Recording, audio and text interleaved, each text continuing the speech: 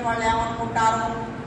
వాళ్ళ కోసం కాదు, నీ కోసం నువ్వు ఆలోచించుకోవాలి. నీకు ఏది తృప్తిని ఇస్తుందో ఆ ప్రకారంగా నువ్వు జీవించడం నువ్వు నేర్చుకో.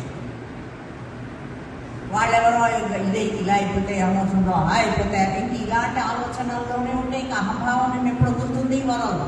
అహం అనేది వదలడం అనేది చాలా చాలా పెద్ద విషయం. నీవు రాజోపయుక్తములకు ఛత్రచామరాది చిత్తములన్నింటినీ పరిత్యజించి ఛత్రచామరాది రాజలాంఛనాలతోడ అతి సింహాసనమలంకరించే ఠీవితో.